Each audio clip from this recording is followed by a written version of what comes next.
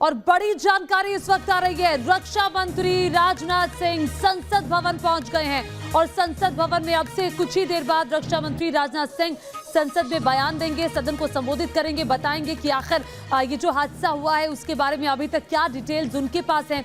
Helicopter हादसे पर राजनाथ सिंह अब से कुछ ही देर में संसद में बयान देंगे। अब से कुछ ही देर पहले रक्षा मंत्री राजनाथ सिंह ने प्रधानमंत्री नरेंद्र मोदी को भी इस घटना के बारे में पूरी जानकारी दी। और आपको बता दें कि ये कुन्नूर की तस्वीरें आप देख रहे हैं, ये जहां पर ये विमान हादसे का शिकार हुआ है, ये नीलगिरीज की पहाड़ियां हैं, ये एक पहाड़ी इलाका है। और MI-17 V5 ये जो हेलीकॉप्टर होते हैं ये मुश्किल परिस्थिति में उड़ान भरने के लिए जाने जाते हैं। और आपको बता दें कि अब भले ही वो सियाचिन की ऊंची ऊंची चोटियां हो या कोई भी पहाड़ी इलाका, वहां पर ये MI-17 हेलीकॉप्टर आसानी से उड़ान भर लेता है। इसमें 2 इंजन लगे होते हैं। कहा जाता है कि अगर एक इंजन खराब हो गया तो दूसरे इंजन से आराम से वो अपने लक्ष्य तक पहुंच जाता है। लेकिन आखिर सवाल ये उठता है कि MI हेलीकॉप्टर कैसे हादसे का शिकार हो गया। ये जांच के आदेश हालांकि वायुसेना की तरफ से दिए गए हैं, लेकिन ये तस्वीर आप देख रहे हैं, रक्षा मंत्री राजनाथ सिंह संसद भवन पहुंच चुके हैं। अब से कुछ ही देर बाद संसद को संबोधित करेंगे और बताएंगे इस हादसे के बारे में जो भी जानकारी रक्षा मंत्री अब तक हासिल कर पाए हैं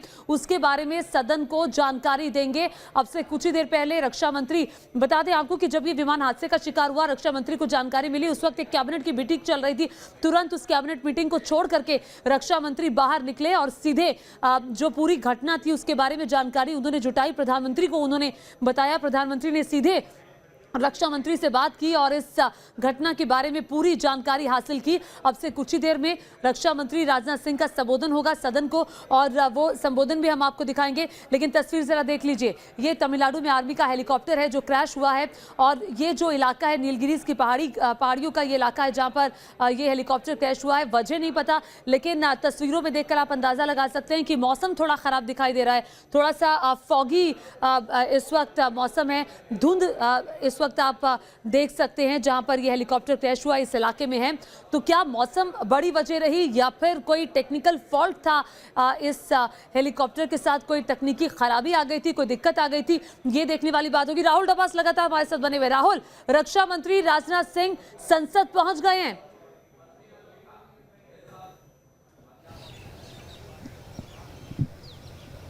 बिल्कुल, रक्षा मंत्री राजनाथ सिंह संसद पहुंच गए और उम्मीद भी ये की जा रही थी कि जब संसद का शीतकालीन सत्र चल रहा है, ऐसे में अगर संसद को बताया जाए तो ना सिर्फ संसद को बल्कि पूरे देश को एक सही सूचना मिलेगी। जब ये दुर्घटना हुई उस वक्त कैबिनेट की बैठक चल रही थी। कैबिनेट की ब्रीफिंग से पहले ही रक्षा मंत्री निकल जाते हैं, सूचना को एकत्रित किया जाता है, जो स्थानीय प्रशासन है उससे बात की जाती है, एयरफोर्स से बातचीत की जाती है, जिसके बाद ट्वीट भी डिलीट हो जाता है और उसके बाद प्रधानमंत्री को ब्रीफ किया जाता है कि फिलहाल स्थिति क्या है। क्योंकि जो हमारे पास सूचनाएं हैं वो तमाम कयासों को लेकर है, आई विटनेस को लेकर है, जो तस्वीरें हम टीवी स्क्रीन पे दिखा रहे हैं उसको लेकर है। लेकिन असल में क्या हुआ है, क्या स्थिति हुई है, जिस तरीके से आपने बताया कि MI-17 वो हेलीकॉप्टर, उसमें ब्लॉक 5 की बात करें बेहद एडवांस है, जो ऊंचाइयों पर दुर्गम इलाकों पर उड़ान भरने में माहिर है। लेकिन फिर भी याद कीजिए 2013 में MI-17 उत्तराखंड आपदा के बाद केदारनाथ घाटी में क्रैश हुआ था। उस वक्त फॉग बहुत ज़्यादा थी और सामने का नज़र नहीं आ रहा था। तो ऐसा नहीं है कि इस मशीन के ऊपर कोई फ्लो नहीं है, इस मशीन को लेकर कुछ गलतियाँ नहीं हो सकती। लेकिन अब ये है सबसे बड़ा सवाल कि क्रैश क्यों हुआ, इसको लेकर जाँच हो सकती है। लेकिन विपिन रावत, उनकी पत्नी, 2 सीनियर अधिकारी, तमाम जो 2 पायलट है, बाकी अधिकारी उस वक्त कितने सकुशल हैं, जिनकी मृत्यु हुई है वो कौन है और जिनका इलाज चल रहा है उनकी कैसी स्थिति है। क्योंकि जब आग बुझाने की कोशिश की गई, जो फायर टेंडर है उनका इस्तेमाल किया गया, तो यानी आग लगी हुई थी, बर्न इंजरी रही होगी, अगर सर्वाइवल है तो भी बर्न इंजरी रही होगी, फिलहाल कैसी सेहत है, उसको लेकर जो तमाम संदेह हैं, तमाम सवाल हैं, हो सकता है राजनाथ सिंह चंद मिनटों के बाद संसद भवन से, लोकसभा से उन्हें एड्रेस करें, जिसके बाद सारी चीज़ें, सारी पिक्चर क्लियर हो जाएगी। जी बिल्कुल, सवाल ये भी खड़ा होता है राहुल, चूंकि आप पिछले दिनों जब एयरफोर्स का कार्यक्रम था वहां पर भी गए थे, तो उस वक्त भी आपसे बात हुई थी। ये मैं आपके पास आऊंगी, लेकिन मधुरेंद्र हमारे साथ जुड़ गए न्यूज नेशन संवाददाता और जानकारी के साथ। मधुरेंद्र, बताइए लेटेस्ट अपडेट क्या है?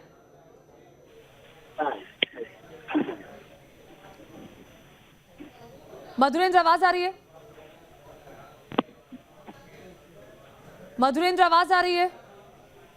मधुरेंद्र के पास हम चलेंगे। लेटेस्ट अपडेट अभी मधुरेंद्र लेकर हमारे साथ हाजिर होंगे और लगातार राहुल डबास भी हमारे साथ बने हुए हैं। राहुल, हम बात कर रहे थे MI-17 की, चूंकि MI-17 वो है जब जो भी VVIP मूवमेंट होता है पहाड़ी ऊंची ऊंची दुर्गम चोटियों पर, तो MI-17 का ही इस्तेमाल ज्यादातर किया जाता है VVIP मूवमेंट्स के लिए। तो ऐसे में एक सवाल MI-17 पर भी खड़ा हो जाएगा अब इसके बाद से।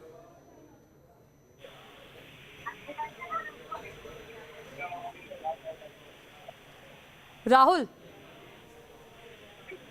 17 ने बहुत बेहतर काम तब भी किया था जब 99 में कारगिल वॉर हुई थी। तो निश्चित तौर से इसका डिज़ाइन बहुत पुराना है। यही वजह है कि चिनूक हो, बाकी तरह के हेलीकॉप्टर्स हो, वो परचेज किए जा रहे हैं। और अगर यूपीए सरकार के अंतिम कार्यकाल के जो अंतिम कुछ महीने थे उनमें VVIP हेलीकॉप्टर को लेकर डील भी हुई थी, लेकिन बाद में उसे इटली की कंपनी के द्वारा कैंसिल कर गया था। लेकिन MI-17 अभी भी अच्छे डिज़ाइन का टेस्टेड हेलीकॉप्टर है जो डिफ़िकल्ट ट्रेन में उड़ने के लिए काफ़ी है। उसके पास इनबिल्ट अपना रडार सिस्टम है। 2 पायलट्स मौजूद थे और दोनों ही पायलट्स का जो एक्सपीरियंस है वो अच्छा खासा था। लेकिन बहुत सारी चीज़ें मैन और मशीन से आगे प्रकृति के ऊपर होती है, मौसम के ऊपर होती है। और जो तस्वीरें नज़र आ रही है कि टोपोग्राफी पठार का इलाका है और डेमोग्राफी ऐसी है जहाँ पे मिस्ट है, जहाँ पे स्मोक है, जहाँ पर धुंध है। जी बिल्कुल, और तस्वीरें भी हम देख रहे हैं राहुल। आपको बता दें कि रेस्क्यू ऑपरेशन की तस्वीरें हैं। जैसे इस हादसे के बारे में जानकारी मिली, देखिए कैसे वायुसेना के जो बड़े अधिकारी है मौके पर पहुंच गए, पूरा प्रशासनिक अमला और जो स्थानीय पुलिस है, आसपास जो लोग थे वो भी वहां पर पहुंच गए रेस्क्यू ऑपरेशन को अंजाम देने के लिए। आपको बता दें कि सुल्लूर से इस विमान ने उड़ान भरी और ये वेलिंगटन मेडिकल कॉलेज जा रहा था और वेलिंगटन मेडिकल कॉलेज पहुँचने से ठीक 10 किलोमीटर पहले ही यह हादसे का शिकार हो गया। नीलगिरीज की पहाड़ियों पर जाकर ये क्रैश हुआ और चूंकि पहाड़ी इलाका था तो रेस्क्यू में दिक्कत इस वजह से भी थी कि पानी की मौजूदगी बहुत ज्यादा नहीं थी। मधुरेंद्र जुड़ गए हैं न्यूज नेशन संवाददाता और जानकारी के साथ। मधुरेंद्र, क्या लेटेस्ट अपडेट आप हमें दे रहे हैं? अभी जो रक्षा मंत्रालय से मुझे जानकारी मिल रही है, रक्षा मंत्रालय ने एक टीम बनाई है जो समूची स्थिति पर इस तरह से मॉनिटरिंग कर रही है। उसके अलावा रक्षा मंत्री ने प्रधानमंत्री को सारी जानकारी दी है। एक मीटिंग अभी इस वक्त चल रही है जिसमें मिनिस्ट्री ऑफ डिफेंस के ऑफिसर शामिल है और उन्होंने पीएमओ को ब्रीफ किया है। आगे ब्रीफिंग जारी है। रक्षा मंत्री जो कि किन्नौर जाने वाले थे, लेकिन अभी जानकारी आ रही है कि उनका विजिट इस वक्त अभी कैंसिल कर दिया गया है, यानी पार्लियामेंट को समुचित जानकारी देंगे, प्रधानमंत्री कार्यालय को समुचित जानकारी देंगे। जो घटनास्थल से जो जानकारी आ रही है उसके मुताबिक मैं आपको बताऊं कि तकरीबन 7 से 8 बॉडी रिकवर कर दी गई है अभी तक। बाकी लोगों को, करीब 5 लोगों को हॉस्पिटल रख किया गया है और अन्य जो लोग हैं उनकी बॉडी की अभी इस वक्त इलाज चल रही है कि वो पहाड़ी के किस हिस्से में गिरे हुए हैं, यानी रेस्क्यू ऑपरेशन भी चल रहा है। तो 3 से 4 चीजें इस वक्त मौका जो हादसा है वहां पर जा रहा है और जाहिर स्थिति की पार्लियामेंट स्टेशन है तो इस वक्त की स्थिति है कि रक्षा मंत्री जो है वो खुद तमाम स्थिति पर नजर बनाए हुए हैं, पीएमओ को जानकारी दे रहे हैं। तो इस वक्त की मौजूदा जो सूरत हाल है ये है, सदन के दोनों पटलों को पूरी जानकारी रक्षा मंत्री को देनी है, ये भी बताया गया। और साथ ही उसके बाद जो इंडियन आर्मी है वो अपने DGPI के थ्रू समूची घटना की जानकारी देश को देगा। तो इसकी तैयारी चल रही है। तो इस वक्त की जो पूरी की पूरी जानकारी है फिलहाल ये है जो कि बताई जा रही है। ठीक है, तो आप कह रहे हैं कि अब से कुछ देर में सदन में संसद के दोनों सदनों में बयान देंगे रक्षा मंत्री और अभी वो नहीं जा रहे हैं कुन्नूर, ये जानकारी भी आप दे रहे हैं मधुरेंद्र? बिल्कुल, वो किन्नौर नहीं जा रहे हैं। अभी ये जानकारी रक्षा मंत्रालय के कार्यालय से दी गई है कि किन्नौर अभी जाने का उनका प्रोग्राम जो है होल्ड पर है।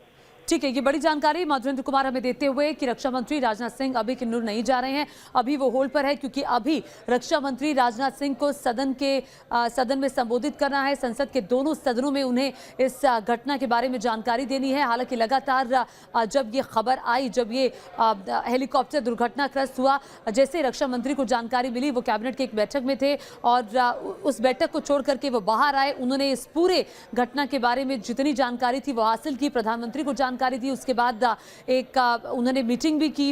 अब रक्षा मंत्री राजनाथ सिंह संसद पहुंच गए हैं। अब संसद के दोनों सदनों में, लोकसभा और राज्यसभा में राजनाथ सिंह का संबोधन होगा। पूरी घटना के बारे में जानकारी देंगे वो संसद सदस्यों को। अब देखना होगा कि क्या जानकारी निकलकर सामने आती है। लेकिन एक बार फिर से हम आपको बता दें कि आज क्या हुआ। आज CDS बिपिन रावत जिस हेलीकॉप्टर में सवार थे वो हेलीकॉप्टर दुर्घटनाग्रस्त हुआ। सिल्लूर से ये वेलिंगटन मेडिकल कॉलेज जा रहा था और कुन्नूर के पास ही ये हेलीकॉप्टर जहां पर नीलगिरीज की पहाड़ियां हैं वहां पर दुर्घटना का शिकार हुआ। और चूंकि ऊंची ऊंची पहाड़ियां हैं, क्या वजह रही हेलीकॉप्टर के दुर्घटनाग्रस्त होने की ये जानकारी नहीं, लेकिन जब सिल्लूर से इसने उड़ान भरी थी 14 लोग सवार थे। अब तक आपको बता दें कि 9 लोगों के शव मिल चुके हैं। बाकी 4 से 5 लोग ऐसे हैं जिन्हें अस्पताल में, जिनका इलाज चल रहा है, अस्पताल में जिन्हें भर्ती करवाया गया है और वहां तमाम डॉक्टर्स का पैनल, डॉक्टर्स की टीम वहां मौजूद है। और जैसे इस घटना के बारे में जानकारी मिली, वायुसेना के जो बड़े अधिकारी हैं वो मौके पर पहुंचे, स्थानीय प्रशासन, पूरा प्रशासनिक अमला मौके पर पहुंचा और अब से कुछ ही देर में कहा जा रहा है कि तमिलनाडु के मुख्यमंत्री एम.के. स्टालिन भी 4:30 बजे कुन्नूर के लिए रवाना हो जाएंगे। लगातार मधुरेंद्र राहुल डबास हमारे साथ बने हुए हैं। मधुरेंद्र, जरा ये बताइए, चूंकि हम MI-17 के बारे में भी लगातार, मेरे सहयोगी अनुराग भी आपसे बातचीत कर रहे थे, सवाल ये खड़ा होता है कि ऊंची ऊंची दुर्गम पहाड़ियों पर MI उड़ान भरने के लिए जाना जाता है। अब क्या परिस्थिति रही? 2 इंजन वाला ये विमान, अगर एक इंजन खराब हो जाए, दूसरा इंजन शुरू हो जाता है ऑटोमेटिक, इसमें बहुत सारे फीचर्स ऐसे हैं जिसे काफी सुरक्षित माना जाता है, VVIP मूवमेंट के लिए ज्यादातर इस्तेमाल होता है। अब सवाल यह है कि आखिर क्या हुआ आज? देखिए, बिल्कुल सही कहा आपने कि ये इंजन का जो हेलीकॉप्टर है MI-17, ये दरअसल सेना का सबसे भरोसेमंद हेलीकॉप्टर है, जिसके जरिए दुर्गम इलाकों में, खासतौर से पहाड़ी इलाकों में उड़ान भरने में किसी भी तरह की परेशानी नहीं आती और इस तरह की घटनाओं का शिकार हेलीकॉप्टर अमूमन नहीं होता है। लेकिन सबसे महत्वपूर्ण बात है कि तमिलनाडु का ये पूरा का पूरा जो रेंज है, माउंटेन रेंज, इस रेंज में विदाउट क्लियरेंस किसी भी तरह की उड़ान की संभावना नहीं है, कहीं भी नहीं होती, यहाँ भी नहीं है।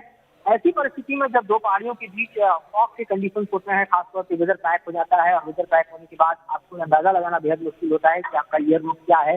आप लोकेट नहीं कर सकते कि आपको उड़ान की दिशा में भरनी है और ऐसी स्थिति में किसी भी पहाड़ी से टकराकर पूरा का पूरा हेलीकॉप्टर जो है दुर्घटनाग्रस्त हो सकता है। क्योंकि आप देखिए कि जितना छोटा रूट है, इस रूट में अगर किसी भी तरह के इंजन में चलाया गया, किसी भी तरह के टेक्निकल फॉल्ट की बात आती है तो दूसरा इंजन जो है वो कैपेबल है, जो आराम से लैंडिंग करा सकता है। लेकिन लैंडिंग नहीं हुई और खासतौर से पहाड़ के इस हिस्से में पूरा का पूरा MI-17 भी जो है वो क्रैश कर जाता है। तो इससे आप साफ अंदाजा लगा सकते हैं कि किसी भी तरह के मिसएडवेंचर की स्थिति होगी जो पायलट की तरफ से होगी, या फिर एयर ट्रैफिक कंट्रोल के जरिए जो सूचनाएं दी गई होंगी वो बिल्कुल उसमें किसी भी तरह की खामी होगी, यानी वो सही नहीं होगी, या ये परिस्थिति हो सकती है जिसकी हालांकि काफी हम कहें कि संभावना कम होती है कि पहाड़ी इलाकों में आपको जो वेदर क्लियरेंस है लेने के बाद जब आप उड़ान भरते हैं और फिर आपको वेदर पैक हो जाता है, चाहे फॉग हो चाहे क्लाउड हो, और ऐसी परिस्थिति में पायलट के प्रूडेंस पर है कि वो किस तरह से जज करके अपने रूट को पास ऑन कर पाए।